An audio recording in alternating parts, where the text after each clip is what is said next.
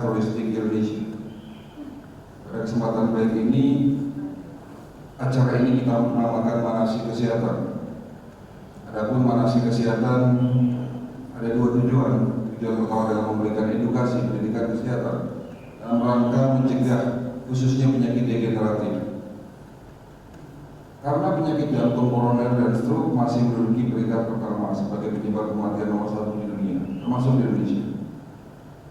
Badan Kesehatan Dunia WHO menetapkan negara kita menduduki peringkat ke-6 untuk penyakit kencing manis diabetes mellitus. Angkanya terus bertambah. Kegiatan manasik ini sudah saya lakukan lebih dari 5 tahun. Mulai dari hari Rabu sampai hari Minggu. Setiap hari saya keliling untuk memberikan ceramah dari masjid ke masjid. Dari mohon maaf kalau salah sebut. Karena memang mungkin sudah lebih dari masjid yang saya kunjungi. Dan semoga kedatangan saya di Masjid Al-Muhajirin bisa menjadi ilmu yang bermanfaat buat Bapak Ibu sekalian. Lalu tujuan kedua dari kegiatan manasik ini, saya ingin memperkenalkan sebuah konsep pengobatan holistic integrated medicine, yakni gabungan antara pengobatan medis ala barat dan pengobatan tradisional ala timur. Ilmu-ilmu yang baik kita serap, yang tidak sesuai dengan syariat Islam kita buang. Dan hari ini ada tema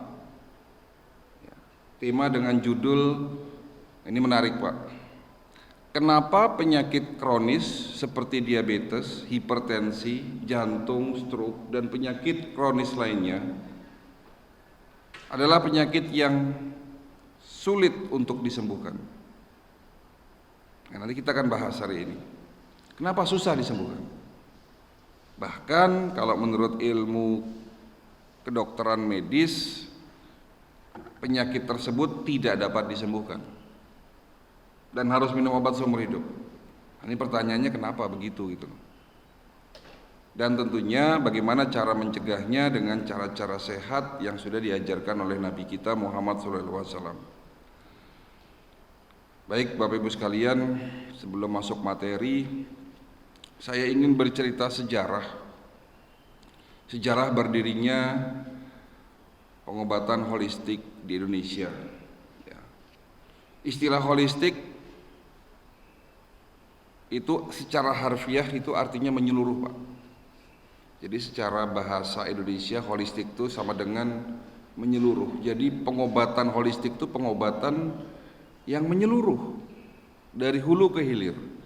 Tapi bisa kita artikan holistik itu artinya gabungan antara pengobatan medis konvensional ala barat dan pengobatan tradisional ala timur. Selama ini yang kita tahu, Bapak berobat ke rumah sakit, ke klinik 24 jam, ke puskesmas, itu adalah metode pengobatan medis ala barat. Dan kita juga tahu ada pengobatan alternatif di Indonesia yang kita sebut sebagai pengobatan tradisional medicine. Nah sekarang ada metode baru gabungan antara keduanya, antara medis dan pengobatan tradisional yang kita namakan pengobatan holistik. Ya, jadi sejarahnya 20 tahun yang lalu, ya ini secara khusus ya, saya lulus menjadi dokter. Awalnya ingin melanjutkan pendidikan spesialis bedah, tapi niat berubah. Tahun 2004 dari Semarang saya bersama beberapa dokter lainnya itu belajar pengobatan tradisional, salah satunya di Institut Al-Waida Malaysia. Di situ juga ada Dr. Jaidul Akbar. Ya, juga dari Semarang, tetangga saya beliau. Ya, kalau saya dari Unisula, Universitas Islam Sultan Agung, beliau dari Undip. Ya, saya angkatan 93 kalau tidak salah, Dr. Jaidul Akbar itu angkatan 95. Jadi adik kelas 2 tahun lebih muda. Setelah kami mendalami pengobatan tradisional, bahkan saya juga mendapatkan kesempatan belajar sampai ke negeri Cina, tepatnya di kota Beijing dan kota Ankou, juga dalam rangka mendalami pengobatan tradisional, ya tepatnya tradisional Chinese medicine. Kami tidak meninggalkan ilmu pengobatan medis. Kita tidak beralih dari medis ke tradisional, tidak, tetapi kami gabungkan. Kami gabungkan antara medis dan tradisional. Nah, disinilah saya menemukan jawaban. Apa benar penyakit hipertensi, diabetes, jantung, stroke, atau golongan penyakit kronis lainnya adalah penyakit yang tidak dapat disembuhkan? Apa benar? Gitu pertanyaannya. Sementara ada salah satu hadis yang menjadi pegangan kami, hadis kunci. Inilah hadis yang membuat saya berubah, saya hijrah mendalami pengobatan tradisional. Hadis ini berbunyi, likulidain dawaun. Setiap penyakit pasti ada obatnya. Nah, sebetulnya ada lanjutannya lagi. Maka berobatlah kamu, kata Nabi, dan jika obat tersebut tepat, ya, jadi kalau obat yang kita minum ini tepat, insya Allah akan sembuh. Ya. Nah, ini tantangan buat kami. Bagaimana caranya menyembuhkan penyakit hipertensi? Sementara kalau Bapak divonis sama dokter, ya, dulu pun saya sebelum mempelajari pengobatan holistik, saya pasti mengatakan kalau Bapak sakit hipertensi, diabetes, apalagi sakit jantung, stroke, penyakit tersebut tidak dapat disembuhkan dan harus minum obat seumur hidup. Kan begitu praktek di lapangan. Iya toh? Nah, ini tantangan buat kami. Bagaimana cara menyembuhkan penyakit tersebut? Ini sudah menjadi kewajiban buat kami, para dokter. Seharusnya kita mencari tahu. Kalau ada dokter di luar sana mengatakan tidak bisa sakit diabetes itu sembuh dan harus minum obat metformin, glimepiride, glibenclamid, ya saya jelas-jelas mengatakan dunia tidak sesempit daun kelor. Ilmu Allah itu luas, seluas samudra. Bahkan kalau air di seluruh samudra dijadikan tinta dan daun di seluruh dunia dijadikan kertasnya, tidak akan cukup menuliskan ilmu Allah. Apalagi kita bicara masalah kesehatan. Gitu. Ternyata perkembangan dunia kedokteran holistik di Eropa itu berkembang pesat, Pak. Sekarang banyak ditemukan teknologi, ya, teknologi baik teknologi yang berupa obat herbal maupun teknologi pendukung untuk terapi pendukung untuk penyakit-penyakit tersebut. Sekarang sudah banyak. Ya. Sehingga di sini saya tegas mengatakan ternyata apa yang disampaikan Nabi itu benar. Walaupun saya tidak membuktikan, kita sebagai manusia ya harus percaya toh. Betul lah, Pak? Harus percaya apa yang sudah diucapkan dan dikerjakan Nabi adalah sebuah kebenaran gitu loh. Termasuk hadis tersebut, semua penyakit bisa disembuhkan kata Nabi, tentunya dengan seizin Allah. Ya, kecuali satu yang nggak bisa disembuhkan, apa itu? Tua. Ya, tua nggak bisa disembuhkan, jadi muda lagi kan nggak mungkin. Nah, disinilah saya menemukan jawaban. Alhamdulillah, Rumah Sehat Holistik Indonesia, klinik kami yang kami dirikan sejak 15 tahun yang lalu, ya, itu menjadi salah satu metode pengobatan holistik secara umum di dunia dan secara khusus di Indonesia. Klinik kami ada di Tangerang, ya tepatnya di Green Lake City, Ruko Crown, Blok J nomor 8 Cipondoh, Tangerang. Tapi kami sedang membangun sebuah kawasan detox camp, kawasan pengobatan tibum nabawi holistic integrated medicine di Bogor. Di sana nanti lebih komplit, lebih bahkan pasien yang datang di sana kami ajak bukan hanya berobat dengan cara fisik, tetapi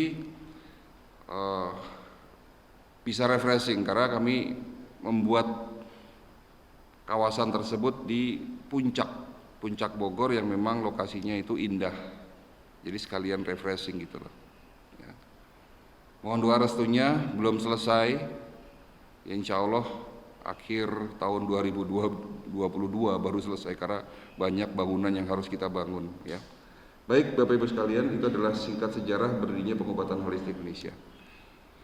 Sebetulnya acara ini sering saya berikan, tema ini sering saya berikan, tetapi kalau Bapak Ibu ingin mendapatkan tema yang lebih spesifik mengenai penyakit-penyakit entah itu diabetes, hipertensi, jantung, stroke. Bapak Ibu bisa lihat di YouTube, ya. Itu bukan YouTube saya sebetulnya, YouTube dari SCTV. Saya punya acara di SCTV namanya Sejadah Sehat Jadi Ibadah, bincang-bincang kesehatan holistik.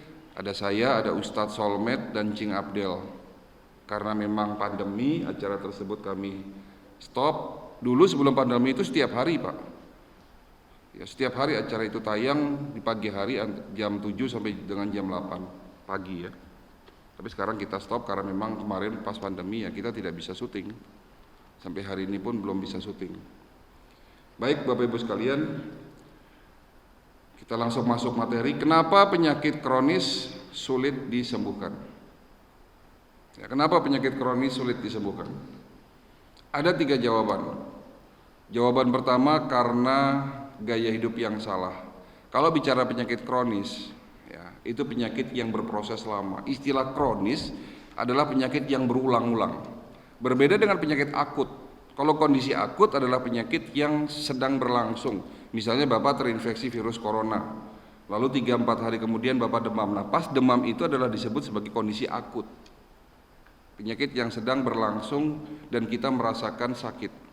Tapi kalau kronis itu penyakit yang berulang-ulang lama. Contohnya apa? Diabetes, hipertensi, jantung, stroke dan seterusnya. Nah, penyakit tersebut selalu berhubungan dengan gaya hidup. Jadi kenapa penyakit tersebut sulit disembuhkan? Gaya hidup yang salah. Salah menurut siapa? Kan begitu. Salah menurut ilmu kesehatan pastinya dan salah menurut ajaran dari Nabi kita. Kita tahu Bapak Ibu sekalian, Nabi kita adalah manusia yang sehat. Betul? Sakitnya beliau hanya 2 kali, konon ceritanya begitu. Pertama di saat diberikan racun, kedua menjelang mau wafat. Lalu di sini muncul pertanyaan, apa rahasianya beliau sehat? Kembali lagi tantangan kami, bagaimana cara mengikuti sunnah-sunnahnya yang tentunya berhubungan dengan kesehatan. Ada salah satu hadis yang kedua. Hadis kedua yang menjadi kunci ilmu kesehatan ya, dunia. Ilmu kesehatan holistik di dunia ini berkembang. Salah satunya karena hadis ini. Hadis ini berbunyi begini. Tidak ada tempat yang lebih buruk kecuali di dalam perutnya anak cucu Adam. Nabi ingin mengatakan bahwa tempat paling buruk di dalam tubuh kita adalah sistem pencernaan, Pak. Karena perut hubungannya dengan pencernaan. Jadi ternyata semua benar dibuktikan dengan penelitian, dengan saintis. Ya, hampir 90% masalah sakit kronis itu selalu berhubungan dengan pencernaan. Para ahli mengatakan seperti itu. Dan Nabi kita 1400 tahun yang lalu sudah mengatakan itu gitu. Kalau pencernaan berarti hubungannya dengan makanan. Apa yang kita makan? Jua wajuit, dirimu adalah apa yang kamu makan. Nah inilah jawaban kenapa bangsa kita banyak yang sakit, diabetes, hipertensi. Saya 15 tahun menjadi dokter spesialis naturopati ya, yang datang ke klinik saya itu tidak jauh-jauh dari diabetes, hipertensi, asam urat, gagal ginjal, jantung dan seterusnya. Dan banyak, sebelum pandemi pun banyak. Ya, ini juga ada pertanyaan, kenapa pandemi COVID-19 sampai hari ini belum berakhir di Indonesia? Ya banyak faktor, salah satu faktornya karena pola makan bangsa kita berubah, Pak. Makanan kita ini jujur-jujur saja sudah jauh dari ilmu kesehatan gitu loh. Ya. Apa iya dok? Nah ini kita buktikan saja. Siapa di antara bapak ibu yang di rumahnya tidak punya mie instan? Tunjuk tangan. Yang tidak punya mie instan ada enggak? Ibu-ibu kalau belanja ke mall pasti yang diambil dulu pertama apa bu? Pasti mie instan. Seolah-olah menjadi makanan wajib itu. Siapa di antara bapak ibu yang setiap hari, yang dalam waktu 1 minggu tidak makan goreng-gorengan? Ada enggak? Apa yang salah dengan goreng-gorengan? Enggak ada yang salah dengan goreng-gorengan. Tapi kalau dimakan setiap hari, nah itu jadi masalah nanti. Nanti akan saya jelaskan. Siapa di antara bapak ibu yang setiap hari makan buah-buahan? Minimal 3 jenis. Minimal 3 jenis. Karena menurut ilmu kesehatan bukan 3 jenis, 5 Pak justru. Ini udah di korting Pak, 3.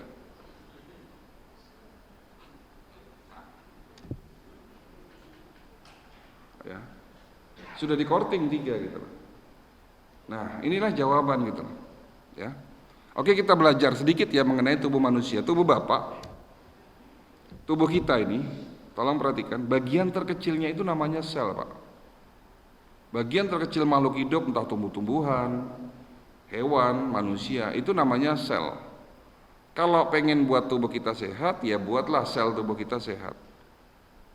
Kalau selnya rusak, organnya jadi rusak, Pak. Kalau organnya sudah rusak, fungsinya menurun. Kalau fungsinya menurun, muncul penyakit. Apa penyebab kerusakan sel? Apa penyebabnya? Para ahli sejak beberapa puluh tahun yang lalu ya, menyatakan bahwa ternyata penyebab kerusakan sel sumber utamanya adalah radikal bebas. Radikal bebas ini bukan makhluk hidup ya, bukan virus, bukan bakteri. Radikal bebas adalah sebuah molekul yang kehilangan pasangan elektronnya, kalau nempel di sel, sel kita rusak. Atau bisa kita artikan secara harfiah, secara gampangnya radikal bebas itu racun lah, toksin. Tapi bukan diartikan racun seperti bisa ular, racun seperti arsenik, bukan. Tetapi radikal bebas ini sebuah molekul yang kehilangan pasangan elektronnya, kalau nempel di sel, selnya rusak. Radikal bebas terbentuk akibat proses oksidasi. Nah, tolong dua kalimat ini diingat. Radikal bebas yang merusak sel, radikal bebas terbentuk akibat proses oksidasi. Nah, oksidasi itu apa? Oksidasi itu contohnya kalau di luar sana besi berkarat. Oksidasi terjadi dalam tubuh kita. Akibat apa? Akibat udara yang kotor, udara yang tidak bersih. Kita menghirup udara dengan polusi udara yang tinggi, timbal bekas dari pencemaran udara akibat pabrik, asap kendaraan bermotor masuk dalam tubuh kita dan pada akhirnya menghasilkan oksidasi. Oksidasi menjadikan radikal bebas. Radikal bebas juga terbentuk akibat makan makanan yang tidak bagus. Nah, coba kita perhatikan hari ini, goreng-gorengan ada di setiap sudut jalan dijual. Apalagi kalau minyaknya tidak bagus, apalagi kalau minyak yang sudah tidak bagus, minyak curah misalnya, dan minyaknya itu tidak pernah diganti. Nah, bisa bayangkan itu. Jadi kalau makanan yang bahannya awalnya sehat seperti telur, sehat Pak, ya, daging sehat, ikan sehat, apalagi tempe lebih sehat. Tapi kalau digoreng dengan suhu di atas 140 derajat Celcius dan kualitas minyak gorengnya tidak bagus, nah ini akan menjadikan makanan tersebut teroksidasi. Minuman kekinian contohnya, minuman kekinian tuh minuman yang sering kita lihat di luar sana, kafe-kafe bertumbuh, yang dijual adalah minuman dengan kalori yang sangat tinggi, kadar gula yang sangat tinggi. Itu menjadikan oksidasi juga berlebihan dalam tubuh kita. Oksidasi terjadi akibat obat-obatan kimia. Oksidasi terjadi akibat stres. Nah, ini hati-hati dengan stres. Karena kalau orang yang stres, depresi, punya penyakit hati, ya, itu akan menjadikan tubuhnya itu rusak akibat stres itu menghasilkan radikal bebas. Bahkan cepat Pak, 6 kali lipat lebih banyak, lebih cepat dibandingkan mereka yang tidak punya penyakit hati atau ya tidak stres gitu loh. Ya, makanya kalau orang stres udah makannya tidak bagus, terus stres ya, punya masalah, itu nanti diabetesnya, kolesterol, tensinya mudah naik ya.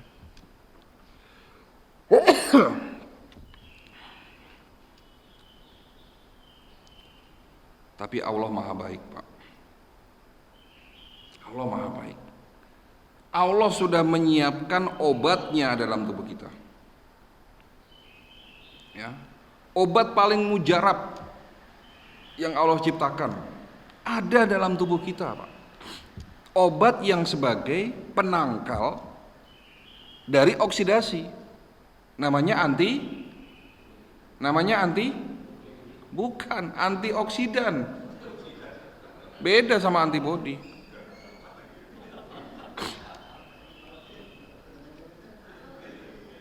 Enggak apa-apa. Kalau salah pasti diingat. Kan belajar begitu ya. Oh dulu saya pernah salah ucap, itu keingat terus itu. Antioksidan. Antioksidan ini sebagai penangkal dari oksidasi. Diproduksi di setiap sel tubuh Bapak. Nah, antioksidan inilah itu adalah obat paling mujarab, Pak. Obat terbaik yang Allah ciptakan ada dalam tubuh kita. Tapi setelah usia Bapak 40 tahun ke atas, produksinya menurun. Nah, ini yang jadi masalah. Makanya rata-rata orang sakit diabetes, hipertensi, jantung, stroke di atas usia 40 tahun, apalagi umurnya sudah 60, 70. Semakin menurun, semakin habis dia itu. Kalau di saat gaya hidupnya salah, produksi antioksidannya kurang, ya terbentuk yang namanya radikal bebas. Terjawab ya, kenapa saya sakit, kenapa kita sakit, kenapa diabetes ada. Dulu gula darah saya normal, sekarang gula darah saya tinggi. Dulu tensi saya normal, kenapa tensi saya tinggi. Ya itu, maaf kata, biang keroknya itu radikal bebas. Radikal bebas terbentuk akibat proses oksidasi. Makanya Rasul mengatakan, hati-hati, warning usia 40 tahun ke atas. Kan begitu.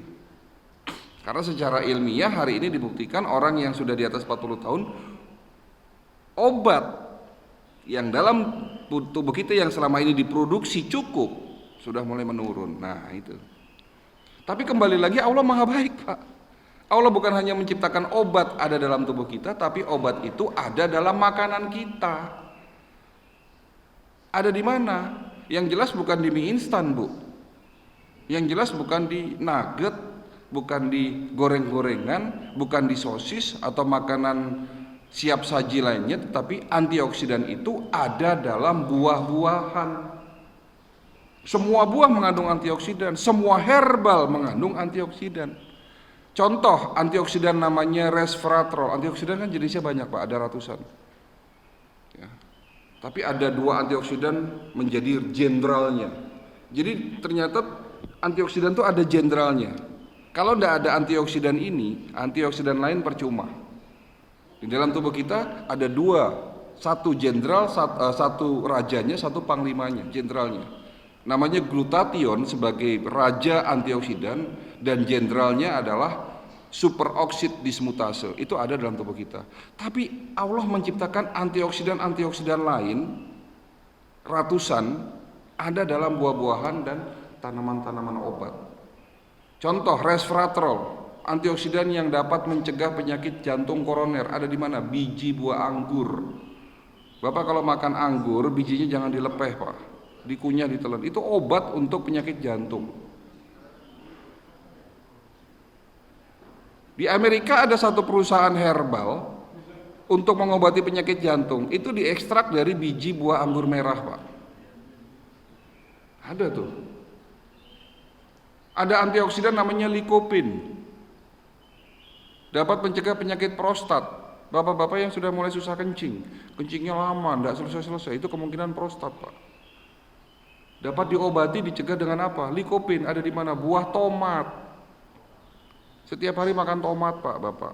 Tapi caranya bagaimana untuk mengobati penyakit prostat? Dikukus. Dikukus dulu sampai, ya jangan terlalu lodrok ya. Nah, pokoknya cukup kurang lebih 10-15 menit.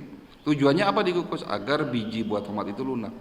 Karena di dalam kandungan biji tomat itu mengandung banyak lycopene. Di dagingnya juga ada.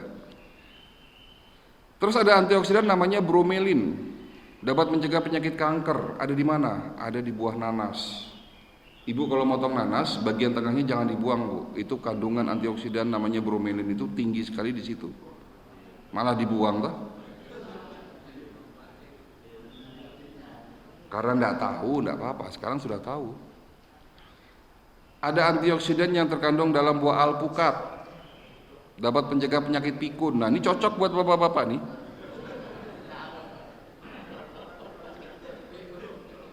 Saya ngomong sekarang, ntar 2 jam lagi lupa. Ya. Itu sebetulnya bisa dicegah dengan apa? Buah alpukat. Tapi cara makan alpukat itu ya jangan kasih susu, jangan kasih gula. Cukup digado aja udah. Sehari 1, Pak. Ya setengah pagi, setengah sore gitu loh. Alpukat.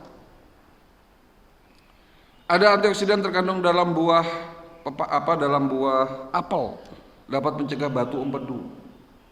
Ada lagi yang sempat viral beberapa tahun kemarin, ya setahun 2 tahun terakhir kemarin, antioksidan yang terkandung dalam tanaman obat mengandung 142 jenis antioksidan, banyak sekali.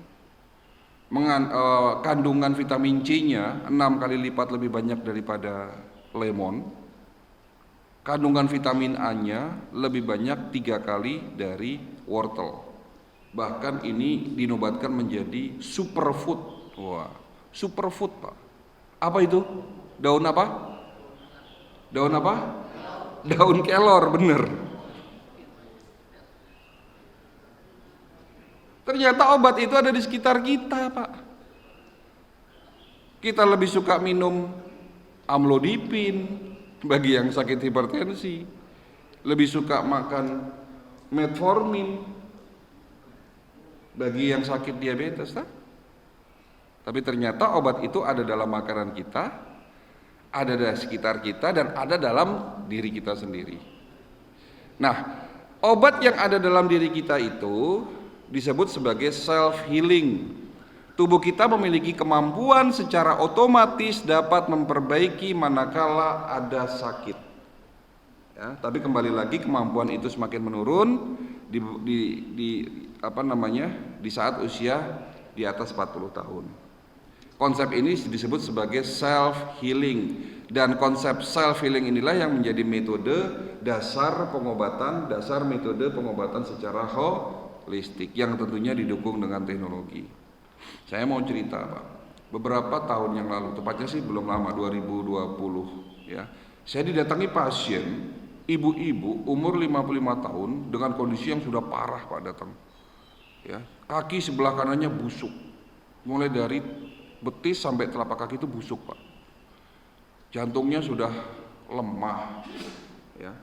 Suaminya bilang, "Dok, diabetes dan hipertensi istri saya ini udah lama, Dok, dan semakin parah. Bahkan 8 bulan terakhir kakinya membusuk. Lukanya kecil tapi lama-lama melebar ya.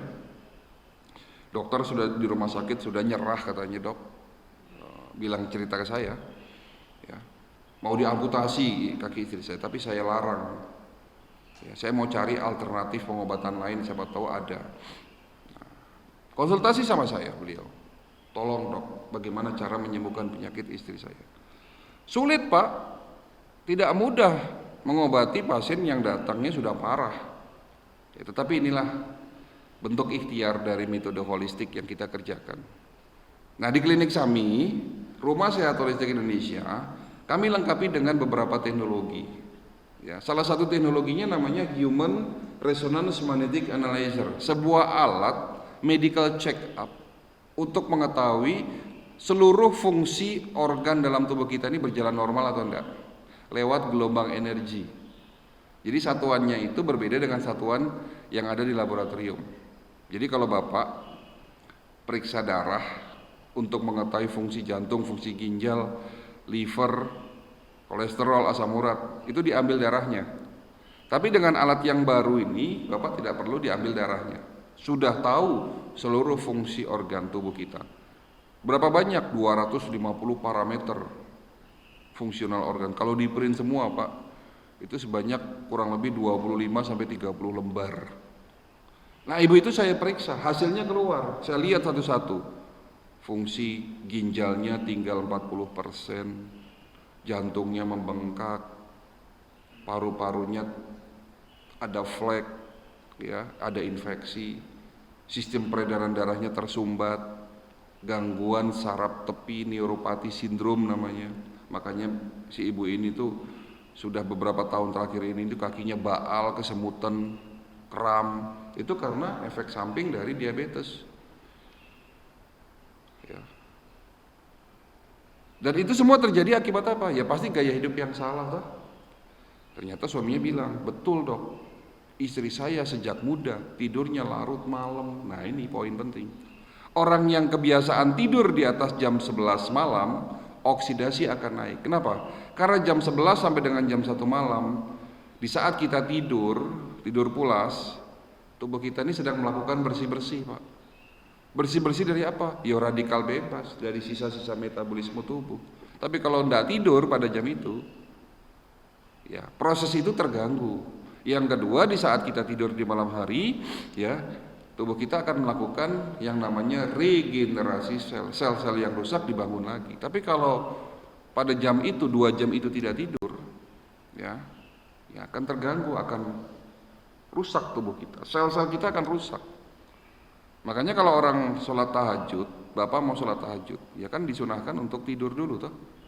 Sholat tahajud kan bukan jam 11, Pak, tapi sepertiga malam, kan begitu. Jadi jelas ya Pak, kenapa sakit kita tidak sembuh-sembuh? Ya karena gaya hidup kita yang salah kok. Tidak mau dirubah gitu loh, pengennya instan, cari obat pengennya yang instan, kan begitu. Sebetulnya sakit diabetes Bapak bisa sembuh Pak, kalau Bapak bisa kontrol makanan, Bapak olahraga teratur, ya minum suplemen herbal, buah-buahan, tapi buah-buahan yang cocok buat diabetes itu yang jangan terlalu manis, jangan yang terlalu mateng. Mangga, misalnya pilih mangga, jangan mangga arum manis, pilih mangga Indramayu misalnya. Kelengkeng itu tidak cocok buat diabetes, malah gula darahnya tinggi. Yang cocok buat diabetes itu apel, pir, boleh, ya, pepaya, nanas, masih banyak buah jambu, banyak yang tidak terlalu manis. Ya. Dengan Bapak melakukan diet yang ketat, atur pola makannya, bukan dikurangi loh, ini salah ya. Kadang-kadang orang mengurangi makan itu justru akan jadi sakit Pak. Tapi diatur antara protein, karbohidrat, vitamin, mineral, serat, diatur, olahraga, diabetes sembuh Pak, tanpa obat. Tentunya didukung dengan tambahan obat-obat herbal kalau perlu. Daun sambiloto Pak, bagus Pak, untuk diabetes. Ya, pokoknya kalau diabetes manis, itu gampang sebetulnya Pak. Semua tumbuhan yang pahit itu counter untuk manis. Jadi manis lawannya pahit toh. Nah, jadi kalau Bapak sakit diabetes, gula darahnya tinggi, berarti kan darah Bapak manis. Itu secara bodoh-bodohnya sebetulnya Allah sudah ngasih clue gitu loh. Cari tanaman yang pahit. Contohnya apa? Sambiloto, apalagi yang pahit. Pari, pahit toh? Nah iya. Terus apa namanya? Mengkudu, pahit. Nah itu bagus juga buat diabetes. Gitu. Gampang Pak, ya. Nah, jadi itu jawabannya. Yang kedua, lanjut ya, langsung yang kedua. Kenapa penyakit kronis sulit disembuhkan? Pengobatan yang keliru. Nah ini, selama ini kita fokus pengobatannya itu bukan dari penyebabnya, tapi yang diobati hanya keluhannya, gejalanya. Akibat rusaknya pankreas menyebabkan fungsi pankreas menurun sehingga gula darah naik, itulah yang disebut sakit diabetes. Rusaknya pankreas disebabkan karena apa? Radikal bebas, kan begitu. Selama ini Bapak minum obat apa? Metformin, glimipirid, glibenclamid. Fungsi obat itu hanya nurunin gula, bukan berarti tidak boleh minum obat itu, boleh. Tapi pankreasnya, darahnya harus diperbaiki. Ya. Ada ibu-ibu datang usia 59 tahun, dok pinggang saya sakit. Sakit pinggang ini bukan penyakit, sakit pinggang ini merupakan keluhan, gejala dari adanya penyakit dalam tubuh beliau. Sudah diperiksa belum Bu? Sudah dok. Ketemu penyakitnya? Enggak ketemu dok. Loh kok enggak ketemu gimana dok? Katanya saraf kejepit dok. Tapi setelah diperiksa tulang belakang saya bukan saraf kejepit, pindah lagi ke dokter ahli ginjal. Katanya sakit ginjal, tapi setelah di USG ginjal saya normal. Berarti kan tidak ketemu dok, bukan tidak ketemu, tapi belum ketemu saya bilang. Belum ketemu Bu. Lalu gimana? Ya medical check up holistik. Kami punya teknologi yang kedua. Nama teknologinya 3D NLS Bioscanner. Ini alat saya temukan teknologinya dari Rusia. Alat ini dipakai untuk pemeriksaan para astronot di sana. Ini canggih alatnya. Alatnya mirip CT scan MRI yang ada di rumah sakit, tapi tidak besar. Besar alatnya hanya sebesar meja ini. Cukup tiduran di sebelah alat, dipasangkan ke kepala, keluar hasil gambar organ 3 dimensi full color sampai tingkatan sel. Jadi otak, jantung, paru, ginjal, pembuluh darah, Kelihatan semua Pak dengan teknologi tersebut. Hasilnya gambar organ Bapak. Kalau alat pertama hasilnya angka, alat kedua hasilnya gambar organ. Ya scanning.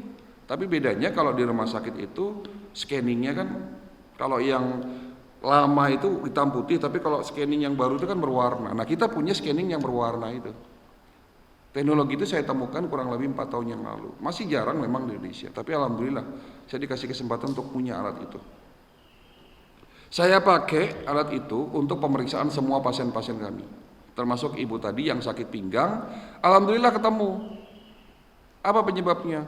Kista di rahim. Kok bisa umur-umur 60 tahun kena kista? Bisa. Kistanya meradang. Nah gejalanya apa? Bukan hanya sakit perut bagian bawah, tapi pinggangnya sakit. Setelah tahu sakit kista, ya baru saya resepin obatnya. Sehingga tepat, terarah, tidak kira-kira. Nah kasus kedua datang bapak-bapak, ini cerita. Umur 60-an, 65 tahun. Dok, beberapa bulan terakhir saya sering mual, sering kembung, ada nyeri di ulu hati. Kira-kira sakit apa? Mual, kembung, nyeri ulu hati, kira-kira sakit apa? Sakit mah. Kalau bapak sakit mah minum obat apa Pak? Proma. Salah benar itu? Ya benar. Sakit mah minum proma. Proma diciptakan untuk buat mah kan? Ya benar tuh. Polisi lain gitu, Milanta. Tapi kalau sudah berbulan-bulan minum itu tidak sembuh-sembuh, pasti ada yang salah ini. Yang salah bukan obatnya, tapi yang salah pengobatannya, metodenya, diagnosisnya yang salah. Nah saya periksa dengan teknologi alat-alat yang kita punya. Ternyata betul dugaan saya, bukan sakit mah ini Pak. Lalu sakit apa dok saya? Batu empedu. Nah kalau sakit batu empedu sembuh tidak pakai proma? Ya tidak sembuh. Nah pengobatan yang keliru tak? Datang lagi ibu-ibu masih muda 30 tahun. Dok sakitnya tuh di sini katanya. Sakit apa Pak? Ibu ini guyonan gitu. Enggak dok, saya enggak sakit hati, tapi saya sedih. Loh kenapa? Divonis sakit jantung. Loh masih muda kok sakit jantung? Ya bukan berarti tidak bisa ya, bisa. Anak-anak sakit jantung juga banyak kan sekarang. Hasil mana? Hasilnya mana? Ya, dilihatin hasil rekam jantung. Ternyata benar sakit jantung. Nah kita buktikan aja kita dengan teknologi yang saya punya. Ternyata benar juga sakit jantung. Tapi pertanyaannya kenapa tidak sembuh-sembuh? Banyak faktor sih memang. Tapi salah satu penyebab utama kenapa tidak sembuh, karena sakit jantungnya ada penyebab di luar jantung. Ada penyebab di luar jantung yang menyebabkan sakit jantung. Kok bisa? Bisa. Bapak sakit gigi, ada gigi berlubang, hati-hati, jantung bapak bisa bocor Pak. Kok bisa? Gigi yang ada lubangnya tempat bakteri. Bakterinya ini suka mampir di dua organ, kalau enggak jantung, ginjal. Klep jantungnya jadi kaku, makanya bocor. Makanya hari ini banyak orang yang aritmia, jantung berdetaknya enggak normal. Itu kemungkinan karena klep jantungnya itu bocor, kaku. Kenapa kaku? Karena dirusak sama bakteri yang ada di gigi. Bakteri di gigi ini juga suka mampir di ginjal, buat ginjal kita jadi bocor Pak. Itu hanya karena gigi loh Pak, hati-hati. Ya. Makanya di sini yang namanya holistik, mengobati dari hulu ke hilir sampai tuntas. Contoh lagi asam urat, kenapa tidak sembuh-sembuh? Yang disalahin emping ya Pak. Gara-gara emping, gara-gara makan singkong, daun singkong, makan jeruan, soto Betawi disalahin.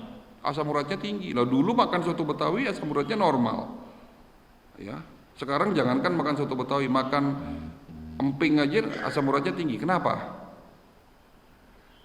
Apa penyebab penyakit asam urat, Pak? Ada yang tahu enggak, Pak? Kalau tadi penyebab diabetes apa? Rusaknya pankreas tah sama insulin. Kalau asam urat apa? Apa?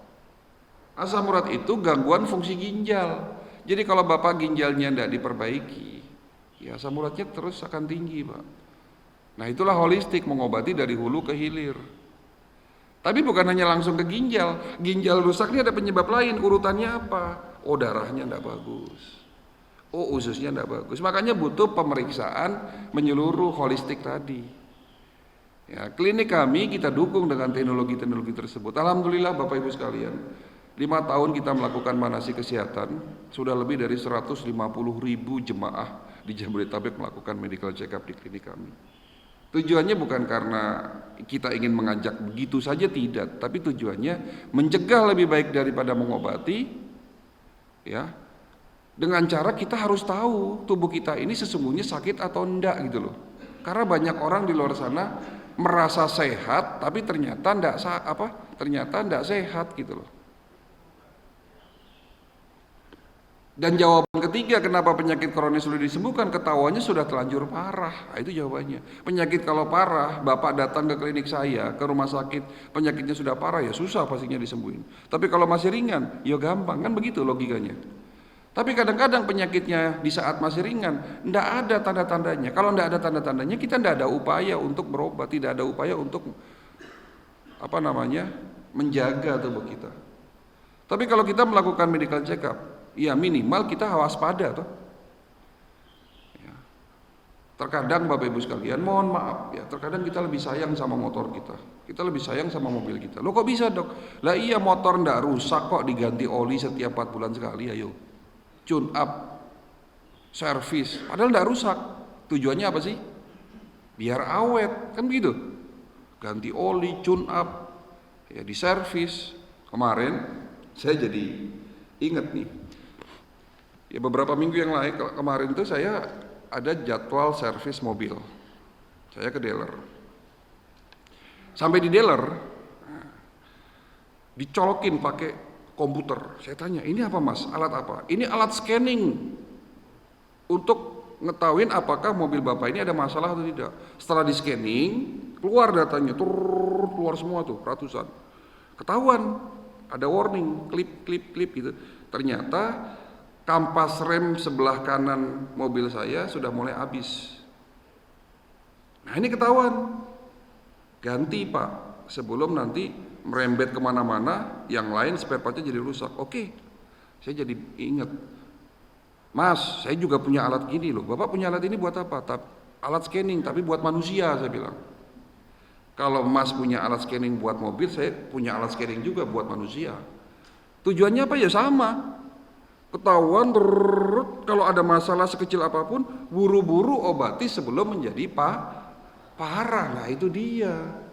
Cuman kalau masyarakat kita belum dikasih edukasi seperti ini, ya pasti jawabannya mau dok, mau scanning, mau pemeriksaan, takut ketahuan penyakitnya. Mahal biayanya dok. Nah itu dia. Takut ketahuan penyakitnya itu ya wajar, kita sebagai manusia takut kita sakit. Tetapi berpikirlah positif, kalau penyakit kita ketemunya masih ringan, ngobatinya jauh lebih mudah dan murah. Kan logika berpikir begitu. Sama saja motor kita, kalau kita servis rutin, ya, spare part yang rusak itu tidak akan merembet kemana-mana gitu loh. Tapi kalau kita biarkan satu spare part rusak, akan merembet ke spare part yang lain. Tubuh manusia ya seperti itu, dibiarkan ginjalnya rusak, dibiarkan giginya berlubang, tidak diobati, ya lama-lama organ-organ lainnya sakit gitu loh. Kalau sudah organ lain sakit, komplikasi namanya. Kalau komplikasi ya susah diobati. Logika berpikir ya sudah begitu saja. Mencegah lebih baik daripada mengobati, ya lakukan medical check up secara rutin. Itu salah satu cara. Alhamdulillah Bapak Ibu sekalian, materi selesai. Jadi saya ulangi, kenapa penyakit kronis sulit disembuhkan? Gaya hidup yang salah, pengobatan yang keliru, dan ketahuannya sudah terlanjur parah. Bagaimana solusinya? Bagaimana cara mencegahnya? Insya Allah nanti di akhir ada 7 langkah cara sehat ala pengobatan holistik, yang di dalamnya ada cara-cara sehat ala Rasulullah SAW. Tapi sebelum masuk ke situ, silakan kalau ada yang mau bertanya, monggo loh. Yuk silakan.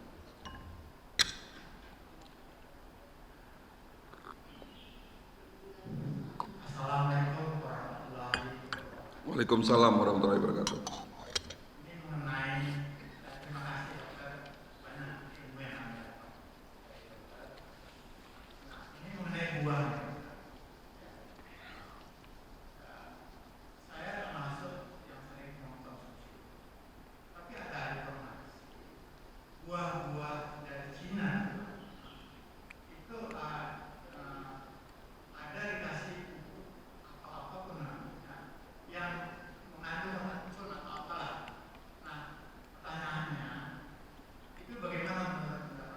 Ya. Karena umumnya di toko-toko buah yang lain itu banyak impor dari Cina. Ya. Saya ingin mendapat saran dari Dokter untuk memilih buah yang benar. Ya. Kemudian yang kedua, bahwa menurut yang saya dengar, pemikiran yang keliru pun dapat membuat kita umpamanya khawatir. Nah, kalau khawatir, akhirnya ini juga memperburuk keadaan. Mohon saran dokter mengenai buah. Ya. Terima kasih.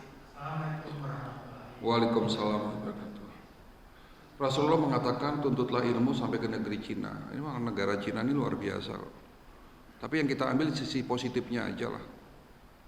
Walaupun kita tahu negara Cina ini ya memang 99% non muslim ya, tetapi ada muslimnya juga. Saya belajar di salah satunya di kota namanya Ankuo. Kota itu hampir rata-rata muslim. Nah, kalau muslim ya tentunya mereka itu melakukan sebuah pekerjaan yang benar lah. Tapi mau maaf kata itu loh. Jadi kalau bukan non muslim ya semua itu dihalalkan buat mereka. Yang penting cuan katanya, yang penting duit. Termasuk buah-buahan itu sekarang direkayasa. Ada yang disuntik pewarna, ada yang rekayasa genetik. Saking pinternya mereka itu loh. Buah itu dibuat rekayasa genetik. Ya, buah yang tidak harusnya berbuah di musimnya dibuat berbuah terus sepanjang masa, Pak. Ini sudah menyalahi aturan dari alam, dari Allah. Jadi bagaimana cara memilih buah yang bagus? Ya, cara memilih buah yang bagus, makanlah buah di saat musimnya. Yang kalau bisa makan buah lokal aja, Pak. Buah lokal kita ini terbaik di dunia, Pak. Nggak perlu cari-cari apel dari luar, dari Australia, dari Cina. Hati-hati, Pak. Apel ya sehat, Pak. Buah paling sehat itu salah satunya apel, Pak. Makanya sampai-sampai ada pepatah one day one apple. Satu hari makanlah satu buah apel. Tapi kalau apelnya itu banyak kandungan pestisida, nah ini jadi masalah tuh. Ya. Bagaimana caranya? Udah usah makan buah impor, makan buah lokal. Buah apa? Buah apel apa? Apel Malang. Ya. Buah pepaya masih banyak, Pak. Buah salak enggak ada di Cina, adanya di Indonesia. Ya kan? Buah semangka Indonesia tumbuh. Yang rata-rata ada di Cina itu buah yang dari Cina apa? Anggur, apel, pir, jeruk.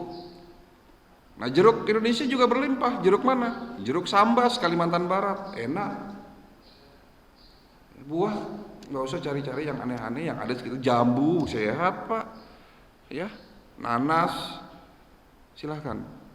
Ya. Terus yang kedua, cara makan buah itu lihat-lihat waktunya. Kalau malam hari jangan makan buah yang terlalu berair, Pak. Semangka, jeruk jangan dimakan di malam hari, makannya di pagi hari.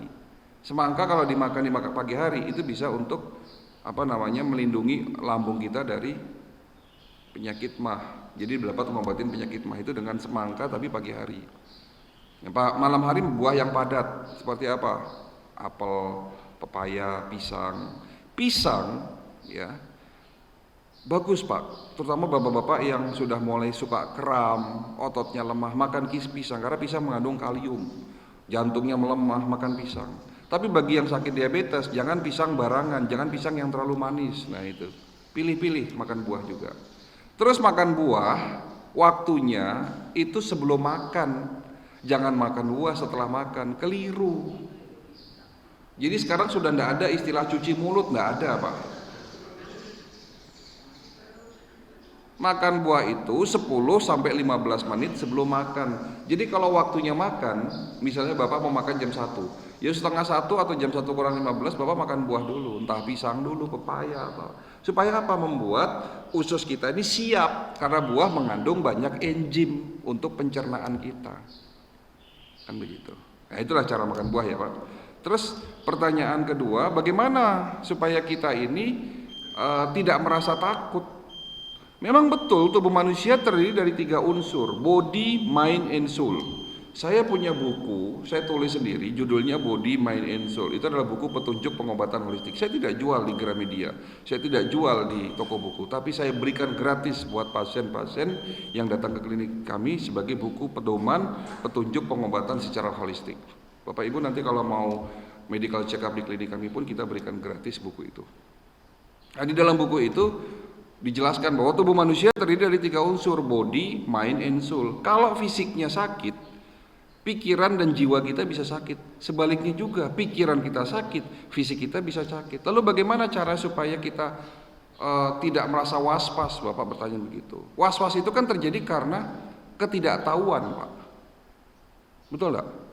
Karena ketidaktahuan sehingga kita was-was. Jangan-jangan saya sakit diabetes ya. Jangan-jangan saya kena kanker. Itu karena enggak tahu. Jadi was-was.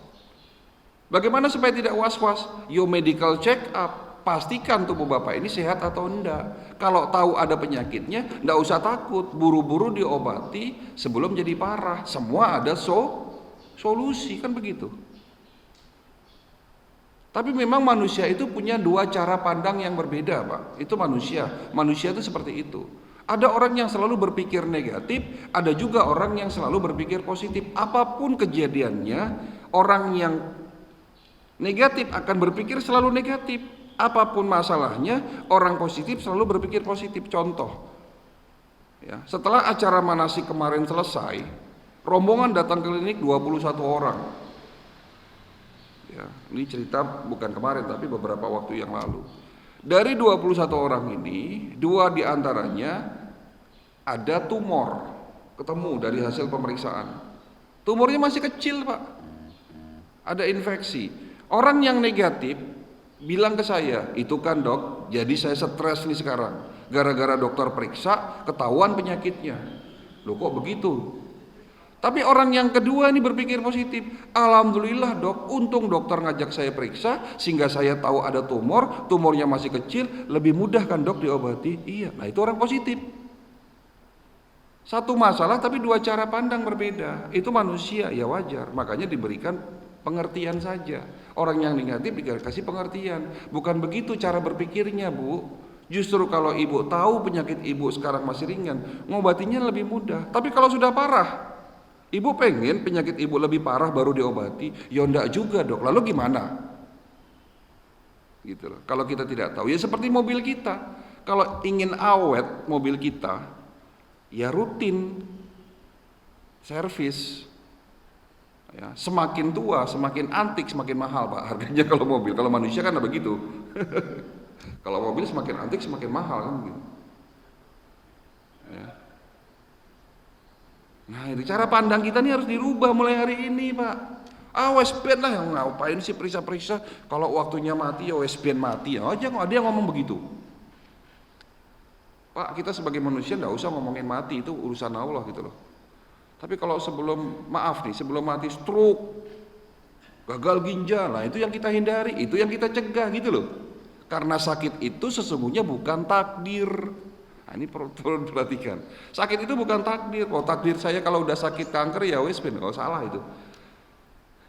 Ya betul lah Pak, setuju enggak? Sakit kan bukan takdir. Sakit itu kan kesalahan kita, Pak. Penebus dosa gitu loh. Ya ini ya enggak apa-apa diberikan sakit. Semoga karena sakit, ya dosa-dosa kita akan terkikis, kan begitu kata Nabi. Ya. Jadi gitu Pak, ya. Ada pertanyaan lain?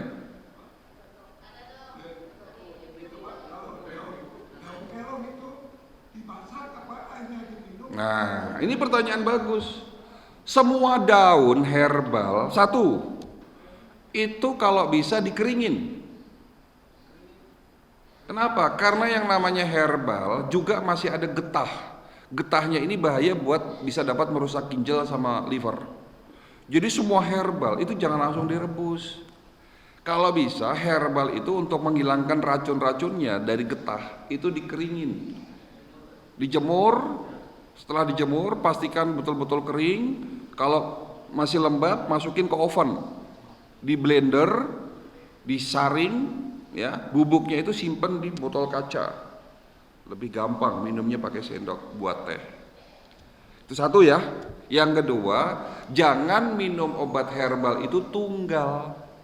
Jangan, Pak.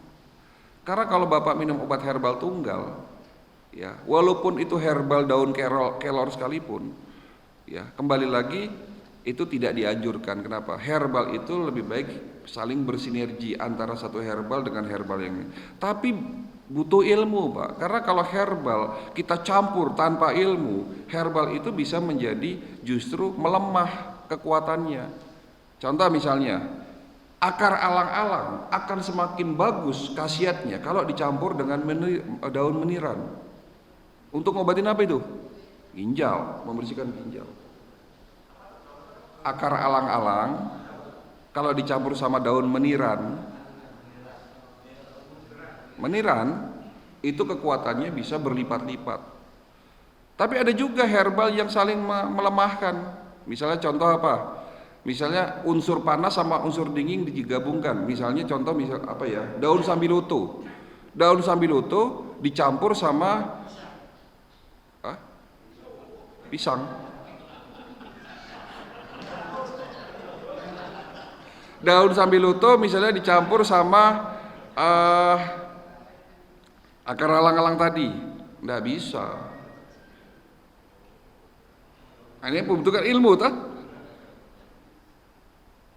Boleh juga kalau misalnya terpaksa karena kita tidak tahu ya tunggal ya nggak apa-apa, tapi kurang khasiatnya. Daun kelor ya kalau hanya tunggal ya kurang khasiatnya, harus dicampur dengan beberapa herbal yang lain ya. Kalau pengen gampang, Pak, Bapak pengen cari daun-daunan gitu loh, campurnya itu gampang. Gampangnya apa? Campur sama rimpang, aman, Pak. Rimpang itu misalnya jahe. Rimpang itu kunyit, jahe, temulawak, udah dicampur sama itu aja, direbus. Ya, bukan direbus, sorry. Kalau jahenya itu ya sama temulawak itu juga dibuat bubuk bisa. Dirajang-rajang, dijemur, di blender jadi bubuk, campur antara 1 sendok kayu manis boleh, jahe, temulawak sama tadi daun kelor. Nah,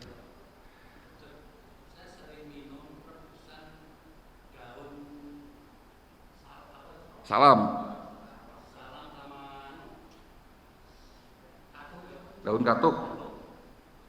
Buat apa Bapak daun katuk?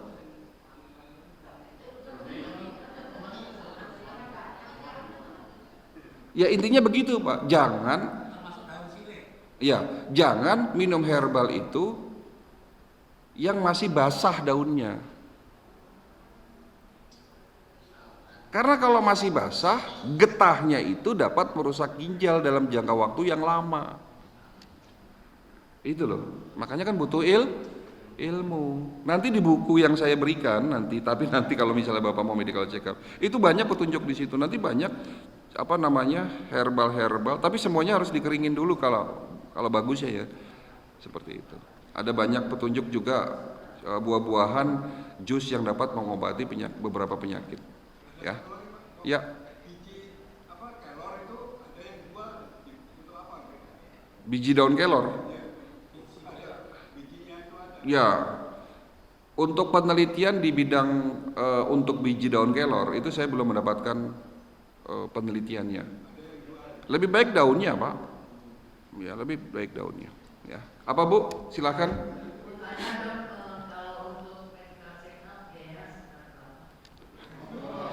Ah, itu pertanyaan to the point namanya. Insya Allah terjangkau. Berapa biayanya nanti terakhir saya mau kasih tahu. Nanti. Bahkan saya mau kasih hadiah.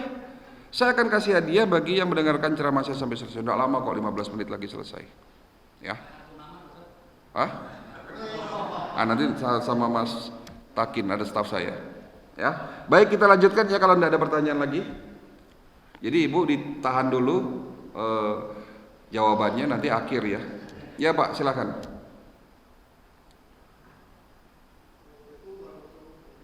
Waalaikumsalam warahmatullahi wabarakatuh.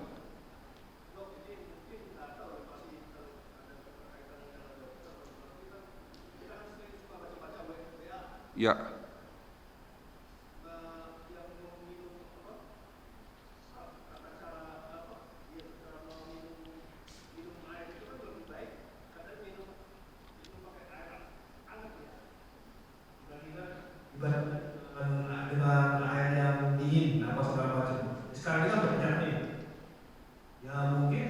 buat kesehatan itu adalah minum air, ya minumnya minum air yang hangat.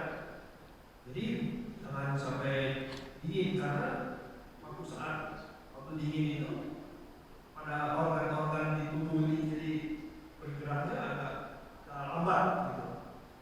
Jadi begitu dong. Yang kedua, ya ini memang di luar mungkin daripada apakah sama, saya nggak tahu juga yang mengenai IWA juga. Jadi rebusan ubi itu lebih baik buat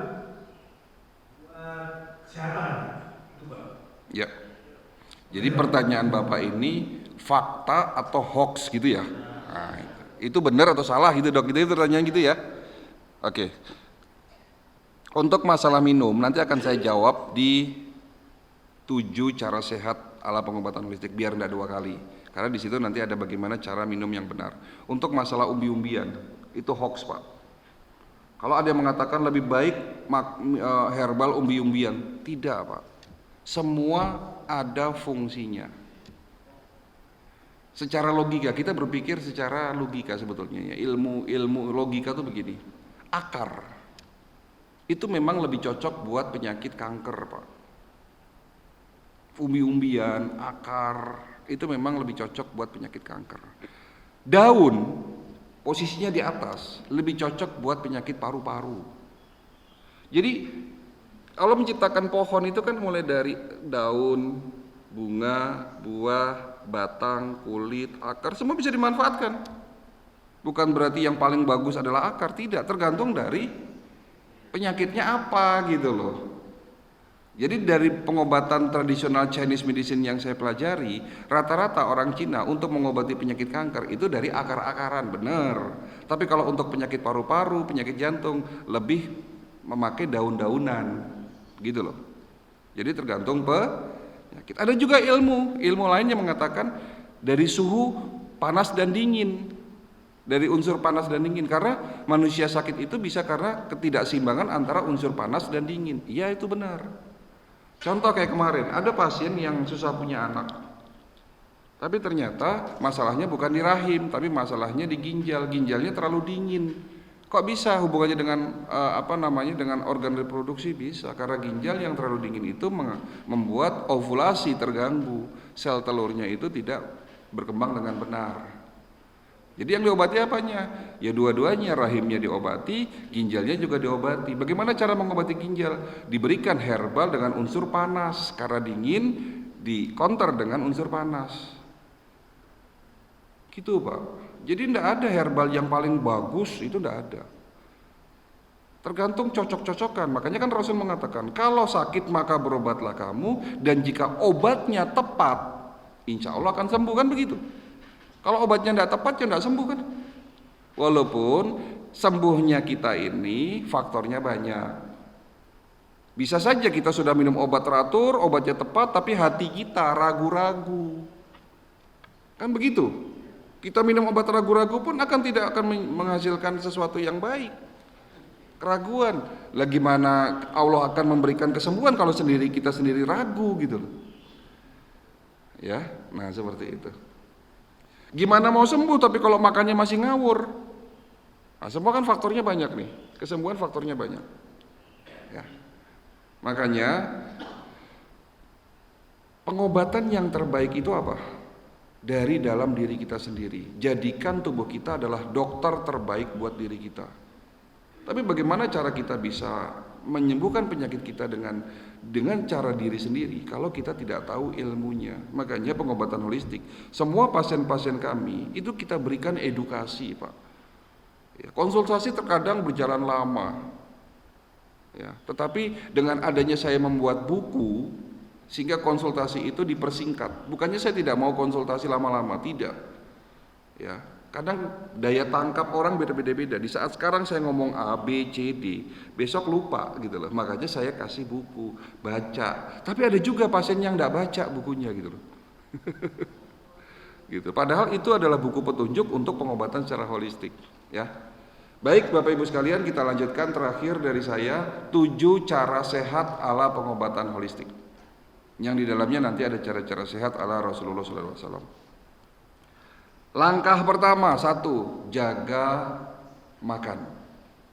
Jaga makan. Bagaimana cara jaga makan? Ada 4. Satu, makan jangan berlebihan.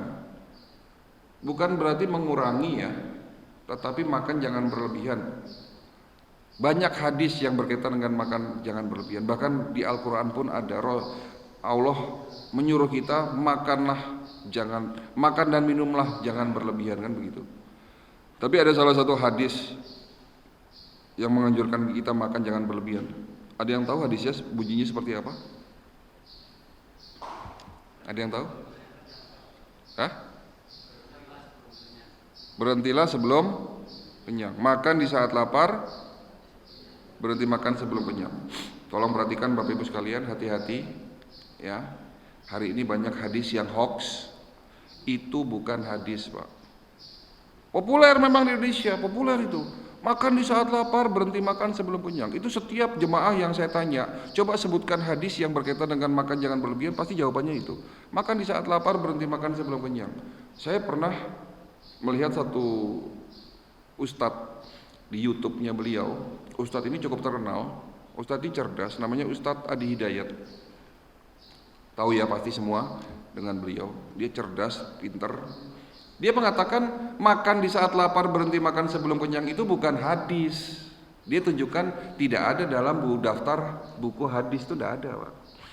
Ya, hadisnya yang berhubungan dengan makan jangan berlebihan, sisakan lambungmu untuk sepertiga makanan, sepertiga air, dan sisanya adalah udara. Artinya lambung kita ini jangan terlalu diisi makanan. Bapak-bapak yang sudah di atas usia 60 tahun, ibu-ibu yang sudah di atas 60 tahun, lebih baik makan 5 kali sehari, tapi makan dengan porsi yang sedikit-sedikit. Nggak apa-apa 5 kali sehari, tapi dengan porsi yang sedikit-sedikit. Daripada bapak sekali makan, tapi porsinya banyak, itu salah, Pak. Tapi kalau kita makannya terlalu sedikit juga, itu juga salah. Misalnya makan sehariannya 2 kali, tapi makannya sedikit, itu juga keliru, kekurangan nutrisi nanti, kekurangan vitamin, mineral. Lebih baik bapak makan 5 kali sehari, tapi sedikit-sedikit, hanya 1/4 porsi, itu malah bagus. Ya, jadi agar lambung kita ini jangan terlalu penuh dengan makanan. Ya, nanti secara ilmiahnya panjang itu penjelasannya. Ya, itu yang pertama, makan jangan berlebihan. Yang kedua, jangan makan malam, Pak. Bukan berarti tidak boleh makan malam. Bapak kalau mau makan itu sebelum maghrib. Bagaimana dengan puasa? Setelah sholat maghrib langsung makan. Nah kita kalau bulan Ramadan rata-rata makannya itu setelah taraweh. Keliru ya Pak. Makan itu setelah maghrib, makanya Rasul menganjurkan berbukalah dengan segelas air putih dan 3 buah kurma. Setelah sholat maghrib lanjut makan. Tapi karena kita berbuka dengan sepiring lontong, semangkok kolak, goreng-gorengan, kenyang toh. Akhirnya makan nasinya setelah taraweh, keliru ya Pak. Nah itu. Jadi kalau puasa itu pastikan habis sholat maghrib, berbuka jangan langsung dengan makan berat Pak. Berbuka itu dengan buah-buahan dulu. Habis itu lanjut maghrib, habis maghrib baru makan berat. Jadi ada jeda waktu kurang lebih 15 menit sampai 20 menit. Ya, jadi makan jangan terlalu malam. Ya. Yang ketiga, pastikan tubuh kita ini butuh unsur makro dan mikro. Maksudnya gini, Bapak perhatikan dalam satu piring itu jangan terlalu banyak karbohidrat Pak. Untuk usia-usia di atas 60 tahun sudah kurangi nasinya. Nasi putih dikurangi, tepung-tepungnya dikurangi, gula pasir jangan dimakan Pak. Syarat mau sehat, mulai hari ini hilangkan gula pasir dari makanan kita. Bapak kalau makan teh, kopi jangan pakai gula pasir, pakai gula aren Pak. Gula batu lebih baik daripada gula pasir, tetapi kembali lagi gula batu itu indeks glikemiknya juga tinggi. Lebih baik gula aren Pak. Yang lebih bagus sekali, yang lebih bagus sekarang ini ada namanya gula stevia, daun stevia. Ya, itu sekarang sudah banyak dijual. Ya, sudah banyak dijual itu. Ya. Madu boleh asal dengan madu yang bagus, jangan madu yang dicampur sama gula juga. Karena ini banyak produsen madu yang ngakal dicampur sama gula. Gitu kan? Jadi pastikan satu piring itu jangan terlalu banyak nasi ya. Kalau sudah nasi jangan pakai mie Pak, sama-sama karbo itu. Ya, ada nasi, ada bakwan, ada mie, ada kerupuk. Mana proteinnya gitu? Nasi uduk kan begitu ya? Nasi uduk. Ada dok proteinnya, telur, itu pun setengah potong. Tempe juga protein. Baik, itu cara jaga makan yang ketiga. Cara jaga makan yang keempat, makanlah yang halal dan thayyib. Ya, halalan dan thayyiban. Itu langkah pertama. Langkah kedua, jangan tidur di 3 waktu ini. Ya. Video saya sempat viral beberapa bulan terakhir ini, ya, video yang berkaitan dengan masalah tidur. Saya lihat ini kok video saya jadi viral gini. Padahal ini video udah lama, itu video udah 3 tahun yang lalu. Banyak disebar ke grup WA. Ya, bahkan teman-teman lama itu pada ngubungin saya, ini Dokter Cahyo ya gini-gini. Saya malah nggak tahu ada video saya itu sempat viral di beberapa grup. Nah, video yang sempat viral itu bunyinya begini. Kalau kita mau sehat Bapak Ibu sekalian, pastikan pola istirahat kita dijaga. Manusia itu harus tidur. Semua makhluk hidup itu harus tidur. Ya kan? Di dalam tidur kita ini terjadi yang namanya regenerasi sel. Di dalam tidur kita, tubuh kita ini melakukan bersih-bersih. Jadi tujuan tidur itu. Ya. Tapi tidur jangan di 3 waktu ini itu loh. Setelah sholat subuh, antara asar dan maghrib, dan jangan tidur waktu malam.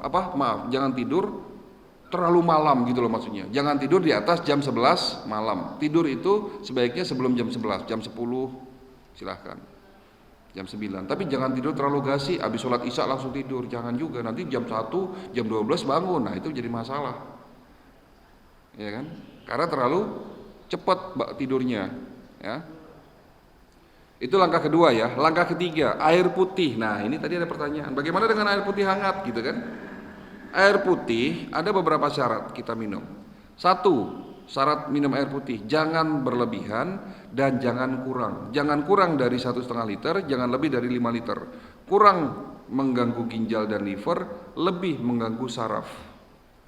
Jadi harus sedang-sedang saja gitu loh. Bagaimana cara minum yang benar? Bangun tidur, terapi air hangat. Air hangat tidak perlu setiap waktu, Pak. Ya.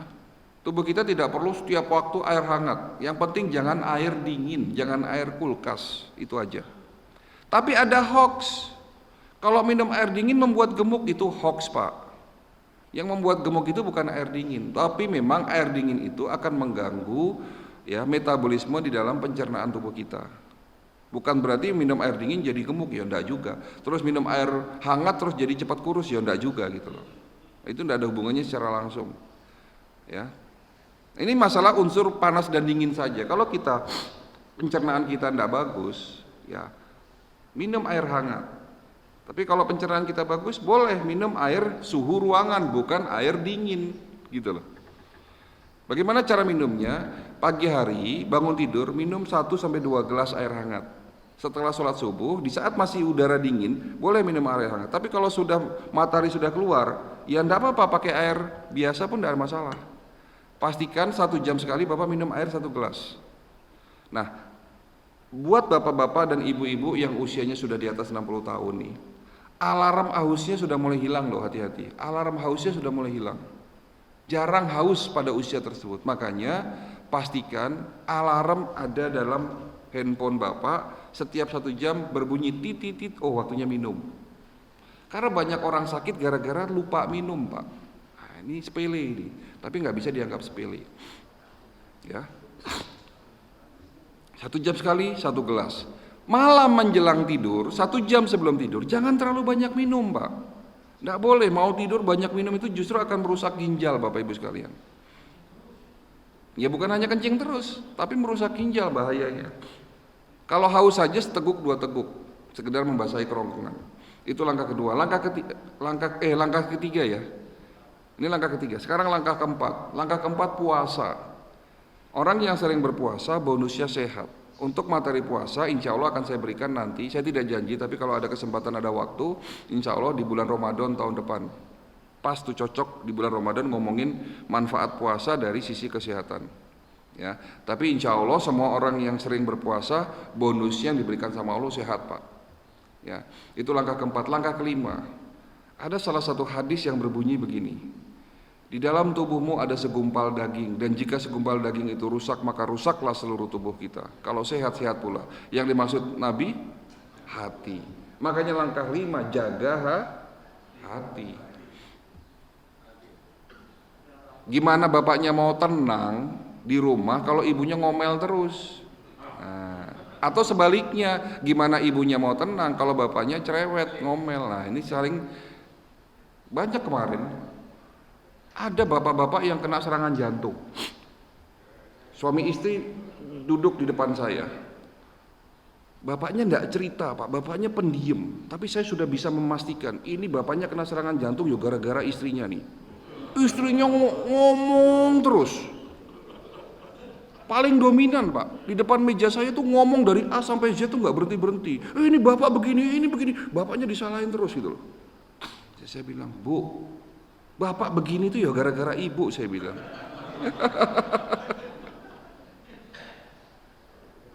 Nah, bisa seperti itu. Ibu jangan tersinggung ya, karena bisa ada juga yang bapak-bapak begitu, kebalikannya gitu loh. Ibunya nangis, dimarahin sama bapak-bapaknya gitu loh. Ada yang begitu. Jadi banyak yang curhat, Pak. Kalau ke klinik saya itu banyak yang curhat. Ya. Ini masalah hati, ya. Penyakit hati ini luar biasa. Iri, dengki, sombong, takabur, marah-marah, tidak jelas, kurang sabaran, merasa benar sendiri, gitu tak? Nah, jadi langkah kelima kalau mau sehat, jaga hati kita. Ya. Langkah keenam, olahraga, Pak. Nabi sehat ya karena olahraga. Tapi ada 3 syarat olahraga ya. Teratur, terukur, sesuai umur. Umur 60 tahun jangan main futsal, Pak. Enggak sesuai umur. Bulu tangkis sampai 3 set keliru, Pak. Apalagi main bulu tangkisnya malam hari, bukan sehat. Tapi kalau Bapak bulu tangkis untuk fun, enggak apa-apa. Ketemu sama teman, hobi, sehat, Pak. Tapi yo jangan terlalu ngoyo. Karena banyak orang kena serangan jantung, stroke itu di lapangan bulu tangkis, lapangan futsal, lapangan tenis. Kenapa? Karena kompetisi. Kalau yang namanya olahraga kompetisi melibatkan emosi. Kalau sudah emosi, lelah, apalagi malam hari yang harusnya istirahat, kena serangan jantung, Pak, hati-hati. Apalagi kalau jantungnya sudah rusak itu tidak bagus, langsung kena serangan jantung itu. Olahraga jangan yang melibatkan emosi. Apa? Lari, jalan pagi, senam, pernafasan, kan melibatkan emosi itu. Kalau capek ya berhenti. Tapi kalau main bulu tangkis capek, kalau belum selesai setnya kan terus toh.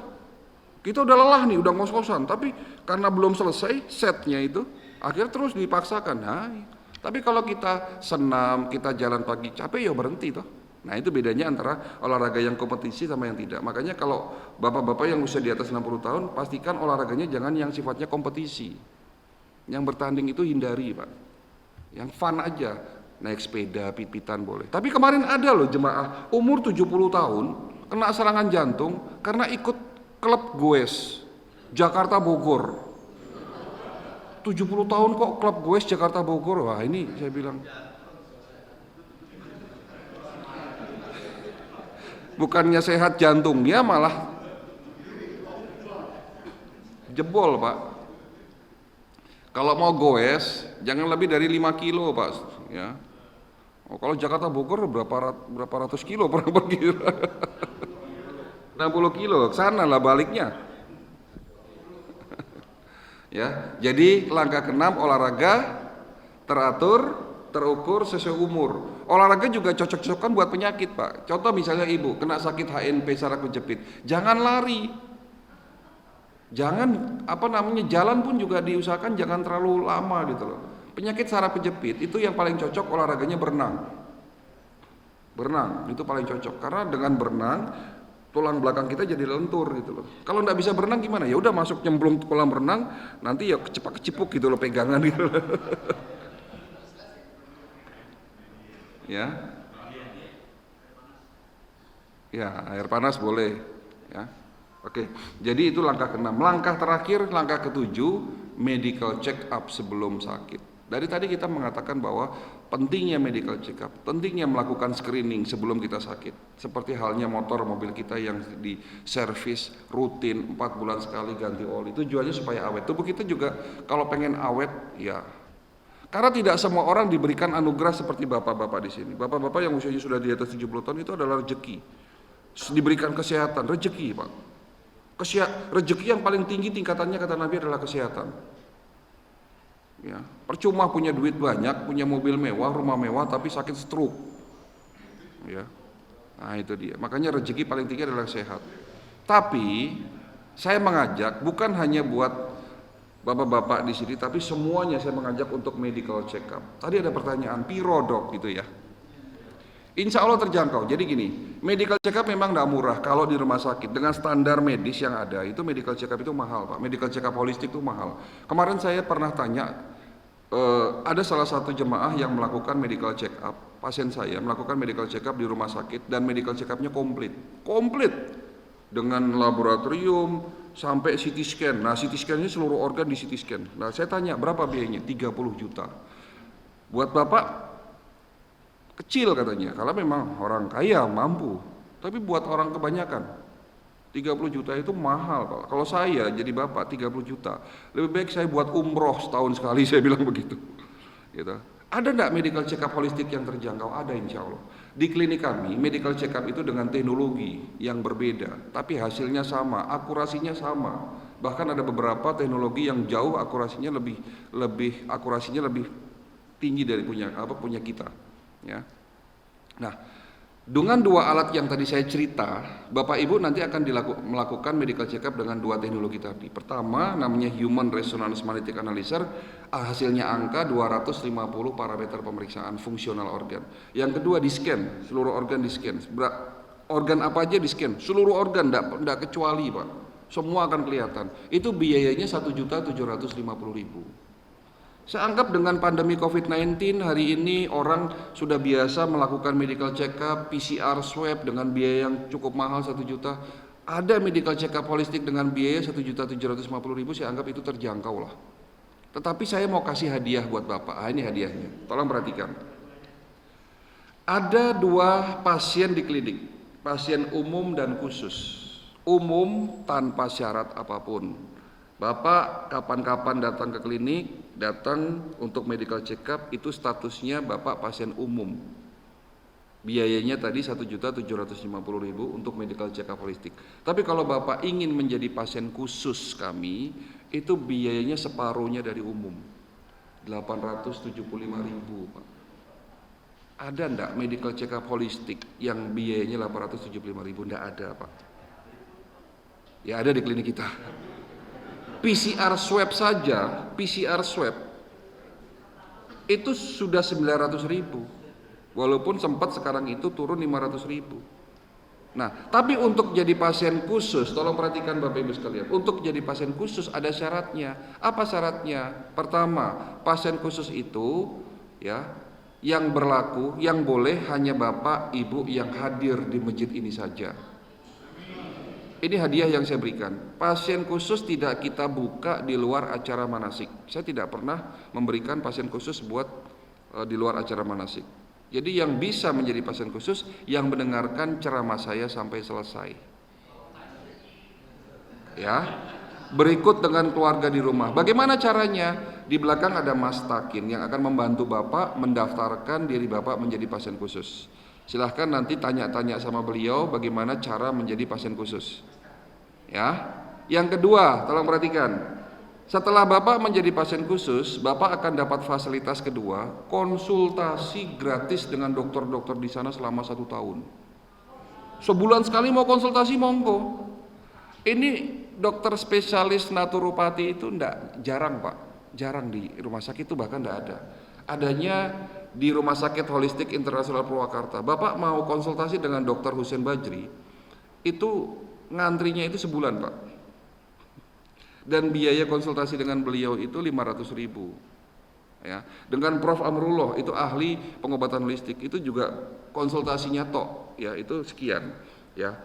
Dengan saya lebih murah di bawah 500.000. Tetapi buat Bapak Ibu yang menjadi pasien khusus gratis Pak. selama 1 tahun. Ya. Dengan syarat apa tadi? Yang bisa menjadi pasien khusus hanya Bapak Ibu yang hadir di masjid ini dan mendaftarkan sama Mas Takin di belakang. Terus fasilitas ketiga yang kita berikan, kalau Bapak daftar dan datang hari ini juga, saya akan kirim mobil antar jemput gratis. Jadi tidak perlu cari-cari transportasi, ya. Bapak tidak perlu bawa mobil sendiri, cukup kumpul di masjid ini nanti jam 9. Nanti dari pihak klinik akan memandu Bapak datang ke sini untuk berangkat rame-rame rombongan ke klinik. Di klinik nanti diperiksa, selesai pulang bawa raport plus buku yang tadi saya janjikan, plus solusinya nanti insya Allah nanti konsultasi. Jadi kalau hari ini kalau mau ke klinik bisa ketemu sama saya. Jadwal kebetulan hari ini saya jadwal praktek, ya. Nah, nanti kita pulangin sampai selesai. Kalau jemaah di sini kan tidak banyak, ya. Ya paling 20-30 orang. 20 orang itu insya Allah jam 3 sudah selesai, Pak. Setengah 3 sudah selesai insya Allah. Ya. Ya. Ada pengajian. Ya monggo diatur sendiri nanti sama Mas Takin. Ya. Silahkan. Kalau memang tidak bisa hari ini, ya. Saya tidak bisa janji karena saya jadwal praktek saya 1 minggu hanya 2 sampai 3 kali seminggu. Itu satu. Yang kedua, saya akan mendahulukan jemaah yang saya datangi di hari itu. Jadi maksudnya kalau ibu bapak tunda, ya boleh saja datang ke klinik, tetap jadi pasien khusus kalau sudah daftar, tetapi tidak ada fasilitas antar jemput. Kenapa? Karena kalau bapak mintanya di hari Minggu besok, nah kebetulan hari Minggu besok saya sudah ada jadwal di masjid lain. Nah karena transportasi kita terbatas, saya pasti akan utamakan bagi yang di masjid itu gitu loh. Ya. Nah, kalau ibu mau nundanya ya silahkan, berarti datang sendiri. Tetapi tetap dapat fasilitas khusus. Ya, itu saja dari saya. Alhamdulillah manasik kesehatan di masjid ini selesai, Bapak Ibu sekalian. Semoga bisa menjadi ilmu yang bermanfaat. Kalau mau tanya-tanya mengenai medical check up secara teknis sampai sama Mas Takin, ya. Terima kasih. Semoga kembali lagi saya katakan ini bisa menjadi ilmu yang bermanfaat. Mohon maaf kalau penyampaian saya ada yang kurang baik, ya. Akhirul kata wabillahi taufiq wal hidayah. Wassalamualaikum warahmatullahi wabarakatuh. Oh ya, mohon maaf Bu. Ya Ibu. Tes. Mohon maaf. Kalau ibu mau medical check up di klinik kami, ya, kenapa saya bilang ibu? Karena biasanya ibu-ibu punya perhiasan, kalung, gelang, giwang itu dilepas di rumah, masuk ruangan, alat-alat kita ini tidak boleh pakai logam, jadi harus dilepas. Daripada nanti nyopotnya di klinik takutnya hilang, lebih baik di rumah dicopot, ya Bu. Terima kasih. Pakaian apa aja yang penting longgar. Yang kedua, boleh puasa, boleh tidak. Ini kebetulan hari Kamis ya. Mungkin ada yang puasa Senin Kamis, yang puasa boleh, yang tidak puasa tidak apa-apa. Jadi antara puasa dan tidak puasa tidak ada menjadi syarat. Ya. Terima kasih.